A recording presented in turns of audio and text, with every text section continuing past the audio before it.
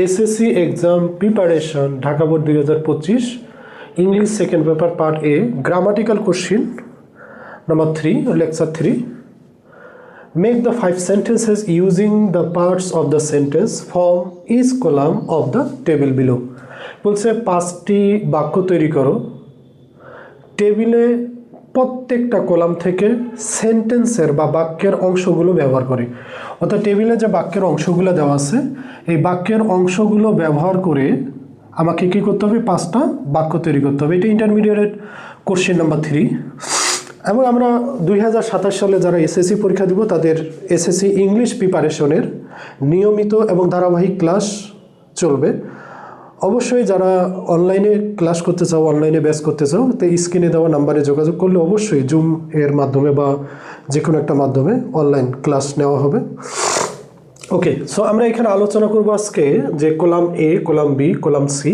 এই column A, column B, column C এর মাধ্যমে আমাকে কী করতে হবে, 5টা সেন্টেন্স তৈরি করতে হবে। যেমন আমাদের একটা কলাম, প্রথম কলামে কী থাকে, তো বেসিক্যালি প্রথম ক্লাসে প্রথম ইয়াতে আমাদের সাবজেক্ট থাকে। সাবজেক্ট তো আমরা জানি যে এখানে সাবজেক্ট কি, দ্য তাজ, অর্থাৎ আমরা এখানে তাজমহল বুঝাইছে, এবং ইড হলো আমাদের একটা প্রোনাউন। তাহলে তাজ হলো নাউন, তাজমহলকে বুঝাইছে।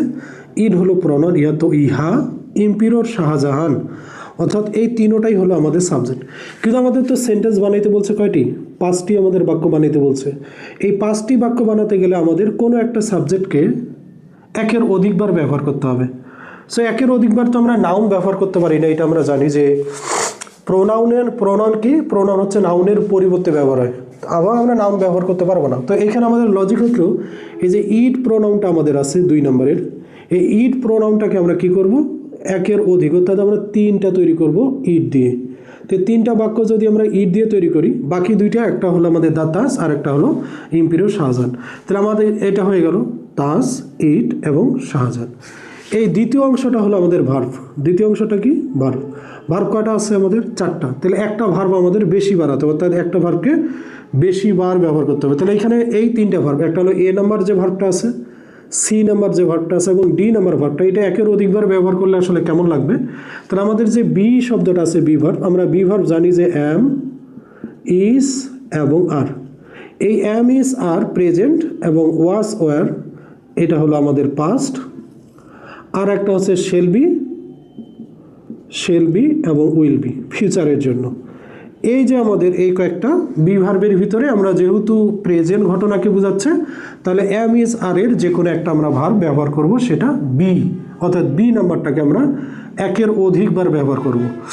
একের অধিকবার মানে কি, 2বার ব্যবহার করতে হবে। এই বি ভার্বটাকে আমাদের ব্যবহার করতে হবে 2বার। এবং এখানে শেষের যে অংশটা আছে এটা হলো আমাদের একটা অবজেক্ট আমাদের কয়টি আছে, 5টি আছে। সুতরাং আমাদের এই অবজেক্ট নিয়ে আর টেনশন করার প্রয়োজন নেই। সো এখন আমরা সেন্টেন্সগুলো তৈরি করি। যেমন 1 নম্বর আছে দ্য তাজ। বুইল্ড মানে নির্মাণ করা, বি মানে হওয়া, স্ট্যান্ড মানে দাঁড়িয়ে আছে, ইজ বুইল্ড মানে নির্মাণ করা হয়। তাহলে আমরা যদি বি ভার্বকে ব্যবহার করি, তো the Taj is one of the most beautiful building in the world. The Taj is one of the most beautiful building in the world. পৃথিবীর মধ্যে সবচেয়ে সুন্দর সুন্দর বিল্ডিংগুলোর মধ্যে একটা হলো তাজমহল। ওকে, তাহলে আমরা 2 নম্বরে ব্যবহার করবো কি, ইট। তাহলে ইট এর পরে দিলাম ইট ইজ বুইল্ড, এটা নির্মাণ করা হয়। ইট ইজ বুইল্ড, এটা নির্মাণ করা, অর্থাৎ 2 এর সাথে ডি। ইট ইজ বুইল্ড নির্মাণ করা হয় অন এ স্ট্রং বেস, একটা শক্তিশালী বেজের উপরে। এরপর আমরা কি করব, 2 দিয়ে আমরা সি করব। তো it stands on Agra in India, এটা ইন্ডিয়ার আগ্রাতে স্থাপিত। তাহলে কয়টা হয়ে গেল আমাদের, 2টা হয়ে গেল। আর একটা করব আমরা ইট দিয়ে। ওকে, আবার কি, ইট is made of fine white marble, এটা সাদা পাথরের দিয়ে তৈরি। তাহলে আমাদের হয়ে গেল 3টা। এটা হলো the Taj is one of the most beautiful building in the world, it stand on a strong base, এরপর it is build on Agra in India, আবার it is made of fine white marbles. তাহলে আর একটা হলো ইম্পিরিয়র শাহজাহান। তাহলে আমাদের 5টা হয়ে যাবে। তাহলে emperor Shahjahan build it as a tomb of his wife, যে সম্রাট শাহজাহান এটা নির্মাণ করে তার স্ত্রীর সমাধি হিসেবে। এটা আমাদের 5টা হয়ে গেল। ওকে, সো থ্যাংক ইউ। তো আমরা এইভাবে প্রতিটা ক্লাস অর্থের সাথে সাথে আমরা করার চেষ্টা করব। অবশ্যই ফলো দিয়ে আমার সাথে থাকার চেষ্টা করো, অবশ্যই ভালো কিছু করবা ইনশাআল্লাহ। Thank you.